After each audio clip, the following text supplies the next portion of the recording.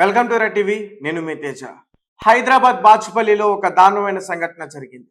ఒక మహిళ తన భర్తని చంపి అంత్యక్రియలు పూర్తి చేయడానికి ప్రయత్నించింది. అంటే తన భర్తను ఆమె చంపేసింది. అదంతా కూడా ఆ భర్త ఆత్మహత్య చేసుకున్నట్టుగా కూడా రూపొందించి వాళ్ళ బంధువులకి, పోలీసులకి మొత్తం కూడా అబద్ధాలు చెప్పి అంత్యక్రియలు పూర్తి చేయడానికి ప్రయత్నించింది. ఈ ఘటన బాచుపల్లిలో జరిగింది. పూర్తి వివరాల్లోకి వెళ్తే బాచుపల్లిలో అంజలి అప్ప అలాగే తన భార్య రాధ ఇద్దరు కూడా ఒక నిర్మాణ సంస్థలో పనిచేస్తూ ఉన్నారు. ఇద్దరు కూడా కూలీలుగానే పనిచేస్తూ ఉన్నారు. అయితే అంజలి అప్ప కొంచెం మద్యం ఎక్కువగా సేవిస్తూ ఉంటాడు. అది రాధాకి నచ్చట్లే. వాళ్ళిద్దరి మధ్య కూడా కొన్ని గొడవలు అవుతున్నాయి. వీళ్ళిద్దరికి 2014లో పెళ్ళయింది. అంజలి అప్పది కూడా మహబూబ్ నగర్ దగ్గర రామకృష్ణయ్య పల్లి, ఈమెది నారాయణపేట. వీళ్ళిద్దరికి 2014లో పెళ్ళైంది. తర్వాత బాగానే ఉన్నారు. చిన్న చిన్న పనులు అవి చేసుకుంటూ చక్కగా ఫ్యామిలీతో హ్యాపీగానే ఉన్నారు. తర్వాత ఇద్దరు పిల్లలు కూడా పుట్టారు. అయితే ఈ బాజ్పేయిలో వచ్చిన తర్వాత, ఈ నిర్మాణ సంస్థలో చేరిన తర్వాత రాధాలో ప్రవర్తన మారింది. అది వాళ్ళ హస్బెండ్కి అర్థమైంది. అంజలేయప్పకి అర్థమైంది. ఈ రాధ మరొక వ్యక్తి, అతను ఎవరు ఏంటి అనేది ఇక్కడ పూర్తిగా అతని గురించి డీటెయిల్స్ రాలేదు. అతని గురించి కూడా వస్తే దాని గురించి కూడా ఒకసారి పూర్తిగా చెప్పేందుకు ప్రయత్నిస్తా. ఆ వ్యక్తితో వివాహేతర సంబంధం పెట్టుకుంది. తరచుగా కాల్స్ మాట్లాడడం. ఈ విషయం కాస్త భర్తకి తెలిసిపోయింది. తెలిసిన తర్వాత భర్త చాలాసార్లు కూడా ఆమెను మందలించాడు. నువ్వు తప్పు చేస్తున్నావు, మనకిద్దరు పిల్లలు ఉన్నారు, ఇలాంటి తప్పు చేయడం చాలా నేరం, వాళ్ళ భవిష్యత్తు ఏమవుతుంది నువ్వు నేను లేకపోతే అంటూ కూడా తను చాలా విషయాలు కూడా అనేక సార్లు తనకి చెప్పి చూశాడు. తను వినట్లా. తను ఏమీ చేసేది లేక అటు పక్క పిల్లల్ని వాళ్ళని చూసి ఇంకా అతనికి ఏం అర్థం కాక పూర్తిగా మద్యానికి ఎక్కువగా బానిసైపోయాడు. మద్యానికి బానిసైనా నువ్వు అతనితో ఫోన్ మాట్లాడడం మానే అంటూ అదే చెప్తా ఉన్నాడు. సో ఇంకా విసిగిపోయిన రాధ ఇతని మాటలు ఇంకా నా వల్ల కాదు వినడం అని చెప్పి పూర్తిగా మద్యం సేవించున్నప్పుడు, నాకు తెలిసి ఇది జూన్ 22వ తారీఖు జరిగింది. దాదాపు ఇప్పటికి 18 రోజులైంది. సో ఆ రోజు పూర్తిగా మద్యం సేవించున్నాడు అంజలయ్యప్ప. ఆ టైంలో ఎవరూ లేరు. ఈ మొక్కతే అతని గొంతి నులిమి చంపేసింది. అంటే పూర్తిగా అతను మత్తులోకి వెళ్ళిపోయిన తర్వాత అతని గొంతు నులిమి చంపేసింది. దాని తర్వాత అతను ఆత్మహత్య చేసుకున్నాడని చెప్పేసి ఆ చుట్టుపక్కల ఉన్న వారందరికీ కూడా గట్టిగా అరిచి చెప్పే ప్రయత్నం చేసింది. వాళ్ళ బంధువులకి తెలియజేసింది, వాళ్ళ కుటుంబ సభ్యులకి తెలియజేసింది. వారందరూ కూడా అక్కడికి రావడం జరిగింది. నిజంగానే ఆత్మహత్య చేసుకున్నాడేమో ఈ ఫ్యామిలీలో ఉన్న తగాదాల వల్ల చెప్పేసి అందరూ కూడా నమ్మారు. అయితే మృతదేహాన్ని నారాయణపేట తరలించారు. అక్కడికి తీసుకెళ్లి అంత్యక్రియలు చేద్దామని. అప్పటికి వాళ్ళ బంధువులకి అనుమానం ఉంది, వీళ్ళకి గొడవలు అవుతున్నాయి, వీడెందుకు ఆత్మహత్య చేసుకున్నాడు, ఆత్మహత్య చేసుకున్నంత పిరికివాడు కాదే, గొడవ పడతాడు కదా వీడు అనుమానాలు ఉన్నాయి. అతని శరీరం చూస్తున్నప్పుడు వాళ్ళకి ఇంకా అనుమానాలు ఎక్కువైనాయి. అతని గొంతు పైన ఘాట్లు కనిపించాయి, మచ్చలు కనిపించాయి. ఇది ఇట్లా కాదు, ఏదో అనుమానంగా ఉందని చెప్పేసి వాళ్ళు ఏం చేశారంటే నారాయణపేట పోలీసులకి దీని గురించి ఏదైతే జరిగిన ఇన్సిడెంట్ గురించి పూర్తిగా చెప్పేందుకు ప్రయత్నించారు. కేసు కూడా నమోదు చేసుకోవాలంటూ కూడా వాళ్ళు చెప్పారు. ఈ బాజ్పేయిలో జరిగిన ఇన్సిడెంట్కి నారాయణపేట పోలీసులు ఏం చేశారంటే 0 ఎఫ్ఐఆర్ కింద కేసు నమోదు చేసుకున్నారు.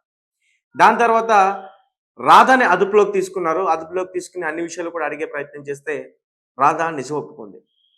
నా భర్తని నేనే చంపా, నేను వేరే వ్యక్తితో ఫోన్ మాట్లాడడం నా భర్తకి ఇష్టం లేదు, పదే పదే నాకు అదే చెప్తా ఉన్నాడు, అది నాకు నచ్చలేదు, నాకు నచ్చినట్టు నేను ఉండాలి, అందుకనే అతను అడ్డొస్తున్నాడని నేను చంపేశాను అంటూ కూడా ఆమె చాలా ధైర్యంగా పోలీసులకి చెప్పింది. దాని తర్వాత కేసు నమోదు చేసుకుని ఆమెని అరెస్ట్ చేసి రిమాండ్కి తరలించారు పోలీసులు. ఎంత దారుణమైన సంఘటన! చంపేసి భర్తని ఒక ఆత్మహత్య కింద చిత్రీకరించే ప్రయత్నం, ఎవరికి తెలియకుండా నారాయణపేట ఆ మృతదేహాన్ని తీసుకెళ్ళిపోయి అంత్యక్రియలు పూర్తి చేస్తే, అంటే పోస్ట్ మార్టానికి ఇస్తే హత్య లేకపోతే ఆత్మహత్య అనే విషయాలు బయటపడిపోతాయి రిపోర్ట్స్లో. అంచేత పోస్ట్ మార్టానికి వెళ్ళక ముందే చాలామంది ఈ ఈ ఇన్సిడెంట్ కాదు, ఈ మధ్యన జరుగుతున్న ఇన్సిడెంట్స్ ప్రజల్లో తెలివి అతిమీరిపోయింది కదా. పోలీసులు ఎక్కడ పోస్ట్ మార్టం రిపోర్ట్స్లో కనిపెట్టేస్తారు, డాక్టర్స్ ఎక్కడ కనిపెట్టేస్తారు అని చెప్పేసి పోలీసులకి మృతదేహాన్ని దొరకకుండానే ఖననం చేసేస్తున్నారు, బాడీని దొరకకుండా చేసేస్తున్నారు. ఈ హత్య చేసేవాళ్ళు పక్కా ప్లాన్ ప్రకారం చేస్తూ ఉన్నారు. అయినా సరే ఎక్కడో ఒక చోట ఇంత క్లూ అయినా సరే ఖచ్చితంగా పట్టిస్తుంది. ఈరోజు ఈ భర్త చనిపోయాడు, ఆయన గొంతు మీద ఉన్న మచ్చలు ఈరోజు ఆమెను పట్టించాయి. ఇంతకుముందు కూడా ఇలానే ప్రియుడితో కలిసి ఇక్కడ హైదరాబాద్లో ఎల్లారెడ్డిగూడలో ఒక భర్తని చంపేసి బాత్రూంలో ఆ శవాన్ని తీసుకెళ్ళి పడేసి అతను హార్ట్ అటాక్ వచ్చి చనిపోయాడని చెప్పేసి వాళ్ళ కుటుంబ సభ్యులందరికీ కూడా చెప్పేసి ముందుగానే ఫోన్ చేసి చెప్పేసి దాని తర్వాత అంబులెన్స్‌ని పిలిపించి వెంటనే హాస్పిటల్‌కి తీసుకెళ్ళే ప్రయత్నం చేశారు. అప్పటికే ప్రాణాలు పోయినాయని వాళ్ళు చెప్పడం, ఇంకెందుకు హాస్పిటల్‌లో డబ్బులు ఖర్చులు, చనిపోయాడు కదా అని చెప్పేసి ఆమె మళ్ళీ వెనక్కి తీసుకురావటం, త్వరగా అంత్యక్రియలు పూర్తి చేసేయడం, తెల్లారితే మళ్ళీ మంగళవారం ఇలాంటియన్నీ కూడా కబుర్లు చెప్పి అంత్యక్రియలు వేగంగా పూర్తి చేయడానికి ప్రయత్నించారు. అప్పటికి అంత్యక్రియలు పూర్తి చేసేశారు. దాని తర్వాత వాళ్ళకి అనుమానం ఉంది. అయితే పోలీసులు కేసు నమోదు చేసుకొని పూర్తి ఆరాలు తీస్తే నిందితుడు లొంగిపోయాడు. ఎవరైతే హత్య చేశాడో ఆ నిందితుడు లొంగిపోయిన తర్వాత భార్య ఎలా చేయించిందన్న విషయం కూడా మొత్తం బయటపడింది. డంబుల్స్‌తో కొట్టింది ఆమెని. అతన్ని జిమ్ చేసే డంబుల్స్‌తో గుండెల మీద కొట్టింది బలంగా. ఇంట్లో పిల్లలిద్దరు లేని టైం చూసి. దానివల్ల అతను చనిపోయాడు. ఇలా ఇటువంటి ఘటనలన్నీ కూడా జరుగుతూ ఉన్నాయి. అంటే పోలీసులకి దొరకకుండా తర్వాత ఎలా తప్పించుకోవాలనే ఒక ప్లాన్‌తో భర్తల్ని, భార్యలు హతమారుస్తా ఉన్నారు. అలాగే భర్తలు కూడా కొంతమంది భార్యలను కూడా అదే విధంగా చంపుతా ఉన్నారు. ఇక్కడ మీర్పేటలో జరిగిన సంఘటన అసలు ఎటువంటి చిన్న క్లూ కూడా దొరకకుండా ఉండడానికి ఒక రిటైర్డ్ ఆర్మీ ఆఫీసర్ అని కూడా చెప్తున్నారు. తర్వాత ఏదో సెక్యూరిటీ గార్డ్ కింద జాయిన్ అయ్యాడు. ముక్కలు ముక్కలు కట్ చేసి భార్యని భయం లేకుండా పూర్తిగా మద్యం సేవించి కుక్కర్లో ఉడకబెట్టి దానంతా పొడి చేసి తీసుకెళ్లి చెరువులో కలిపేశాడు. అంటే పోలీసులకి ఎటువంటి ఆధారాలు లేకుండా చేయడం. సో అంటే ఇంత డెప్త్ గా ఆలోచిస్తా ఉన్నారు ఈ క్రైమ్ చేసే వాళ్ళు. సో గైస్, ఈ మహిళని ఏం చేయాలంటారు? ఇలాంటి మహిళలు సమాజంలో ఉండటం మంచిదా? మీరేమంటారు? వీళ్ళకి ఎలాంటి శిక్షలు అయితే కరెక్ట్ అంటారు?